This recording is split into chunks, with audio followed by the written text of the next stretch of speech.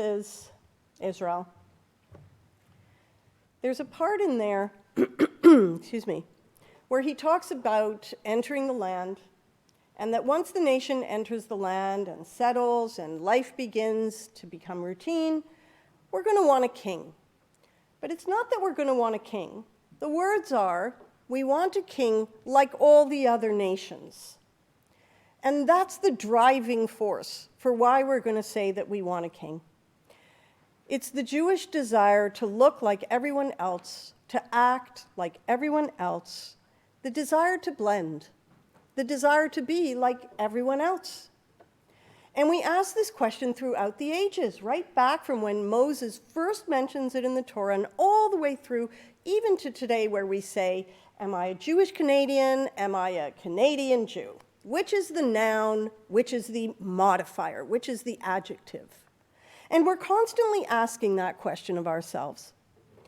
And it's interesting because most minorities in today's world are actually fighting for the opposite. When we hear from minority groups, we hear that they want to be recognized as distinct. They want to be recognized as unique. They don't want to look like everybody else. They don't want to be forced to behave like everybody else. They want to be respected and celebrated in their uniqueness. So much so that they create these boundaries, and our society creates these boundaries around cultures, where we're told to be careful not to actually overstep and misappropriate someone's culture. So that it could be even to the point of saying, well, how are you wearing your hair? What colors are you wearing? What fashions are you wearing? And is that appropriate to your culture, or did you step over a line and now you're misappropriating someone else's culture? And we talk about respecting these boundaries and understanding the uniqueness and the distinctiveness of groups, and particularly minority groups. But no matter what the political climate of the moment is, Jewish people have always had this desire and this push to look like everyone else, and to not be distinct, and to not celebrate our distinctiveness. So today, in a world that does celebrate that does try to be careful about that, in our language, in our dress, in our expressions, in everything we do, we want to respect uniqueness and individuality. And yet, many of our young people, we find, hide their Magen Davids. If they have them in necklaces, they'll put them inside the shirt. It's become an issue of safety and security, that in fact they blend, and that their uniqueness and their distinctiveness not be recognized because it causes a problem. They know that a world that will celebrate diversity will not necessarily celebrate it if you're Jewish. And in fact, it goes one step beyond and becomes quite confusing, because then the whole question of what young people are hearing is that it's not that you're Jewish, it's that I don't know if you're a Zionist, so I can't celebrate you because you might be a Zionist. And now all kinds of distinctivenesses are being introduced into an identity from the outside that become confusing, because that's not how we think of those things. That is not natural to being Jewish, to create those kinds of divides. Someone shared with me recently that they had the opportunity to be in a barber, to be in a salon recently, and they hadn't been there for a while, and so they were happy to go back in and chit-chatting with the barber, whom they've known for years. And as the barber is chit-chatting, the barber's talking about the global issues that everybody is facing, and boom, out of nowhere, an anti-Semitic comment comes up.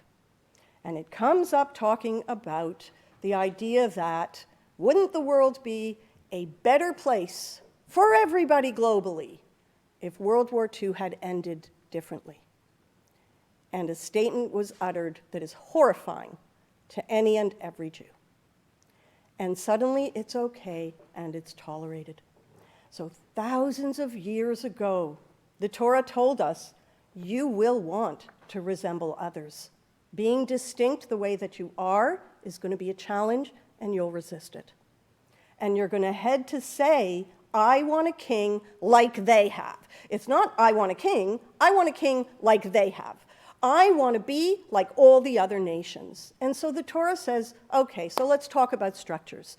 Yes, you can have a king like all the other nations. It's a structure. It's a decoration. We'll we'll say, fine, sure, go ahead. Have a king, like everybody else does. Have a king. And then in the very next verse it says, yeah, and remember, that king is bound to the same Torah you're bound to. And that king is bound by the same value system and law you are bound to. So in other words, we're just calling someone king because in essence, we're all living by the same values, and actually we are constrained by the same Torah laws and the same values. So it's really just the structure that the Torah is saying, yeah, that can look like things you want it to look like. But the bottom line is not whether being Jewish is a noun or an adjective. The question is it a verb? When we look at our identities and we're asking ourselves, am I a Canadian Jew? Am I a Jewish Canadian? Can I look like all the others? Sure, the Torah says you can look like everybody else or not. Choose not to. You can do and behave in the way others do or not. Choose not to. You can wear your Magen David outside. You can wear your Magen David inside. Those are all modifiers. At the core, it's who I am in the things I do. It's a verb.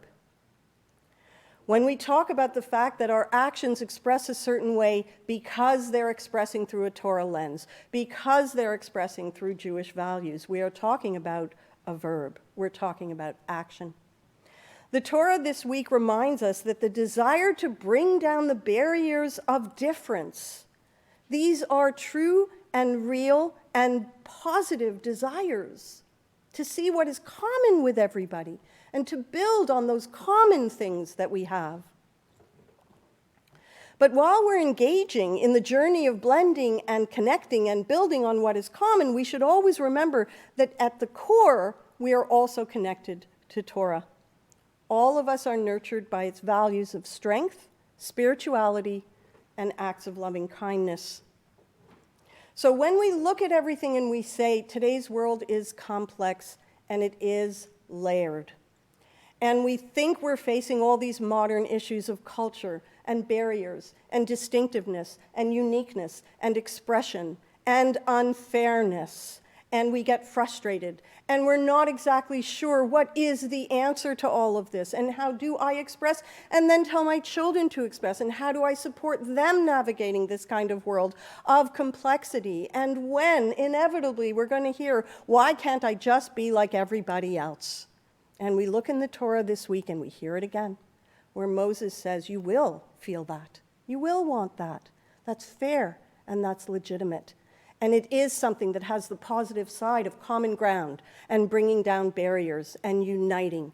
But at the same time, we want to recognize that the Torah values that we all hold so dear are not sitting outside in the world. They're sitting inside of us. And so our Judaism becomes the verb. It becomes the way we do what we do, how we express those actions that bring us closer to everybody else, that creates the common ground between all people, and that layers everything into one beautiful, strong picture. Shabbat shalom to everybody.